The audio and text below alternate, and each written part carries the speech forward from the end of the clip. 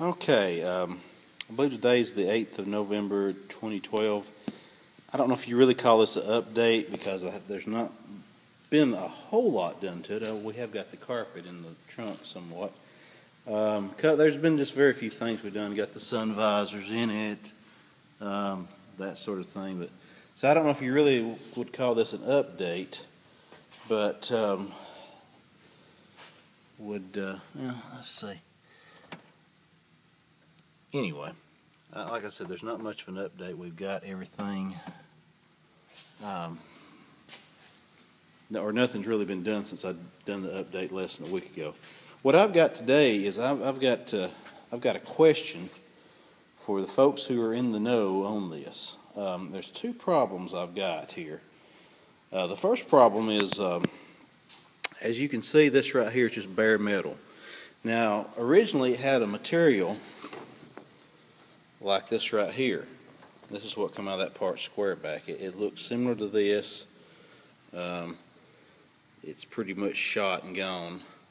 But this material set on top of the engine lead, as you can see right here, which the other side's insulation, which the insulation is no problem. We cut some hood insulation off an old junk car in the shape we needed for the engine lead, and I got so much crap on it you can't even see it. But anyway, we're going to put that on the engine lead for insulation. But I need something like this to go on top of the engine lead and around the engine compartment. See, we'll have this carpet.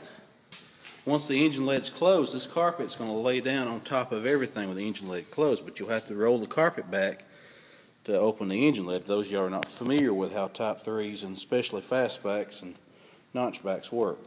But there's supposed to be that material, like I was just showing you, that gray material sitting right there. It's supposed to be all around here and on top of the engine lead. I have no idea where you could get that kind of material today. Have no clue. There's some ideas I've had is maybe get some truck, some do-it-yourself truck bed liner that's kind of goes on like Greaser. Get out of here! This is our shop cat. He's getting where he don't belong. Get some bed liner. It's kind of like undercoating, but it dries dry instead of staying tacky, kind of like undercoating does. It dries real, leaves a rubbery kind of coat around it. Those of y'all are not familiar with what they have for pickup trucks as far as a bed liner goes. I've thought about getting a can of that and just coating all this around here with it and maybe top the engine lid. The only problem I have with going with that way is I don't know how well it'll handle the engine heat, although we're going to have the insulation back on the engine lid, but it's still going to get warm here some. So if anybody knows any kind of material I can use that is either like this or something else, please let me know, email me, PM me, whatever. And I would surely like to know that. The other problem I'm having here is with the fuel injection. It's running great, everything's fine, but it's running just a little bit rich.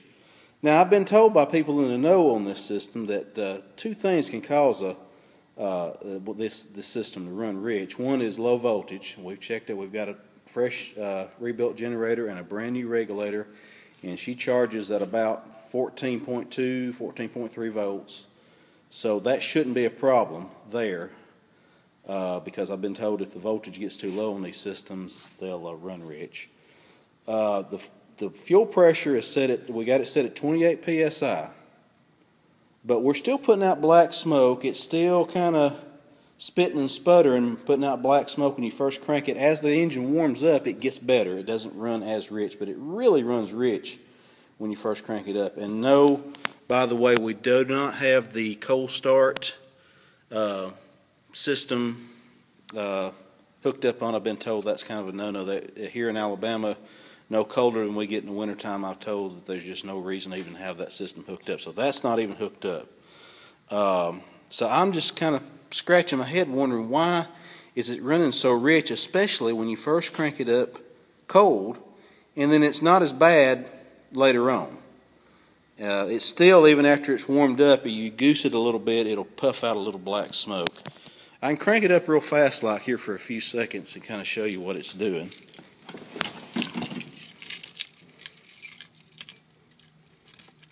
Oops. Oops, wrong key. Already got the key in it.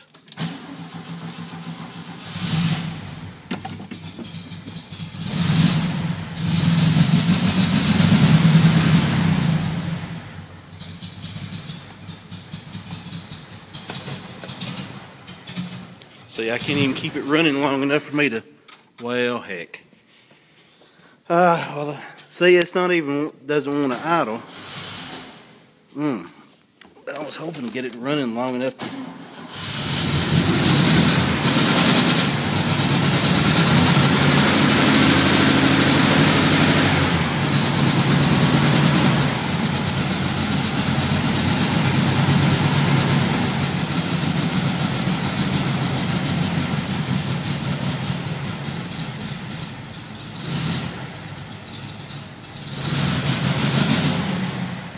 see if I can't run fast enough to, well, heck, I was going to show you it's smoking.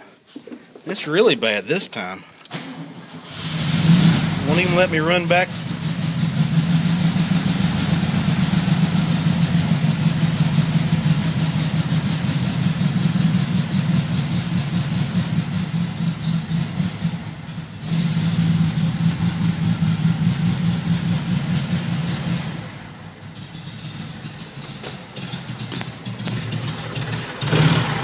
Okay.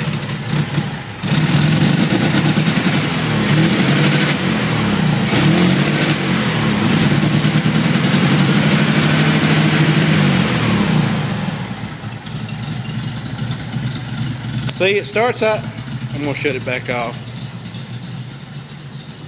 See, it starts idling better. The warmer it gets, you can tell it was getting better, just running no longer than that.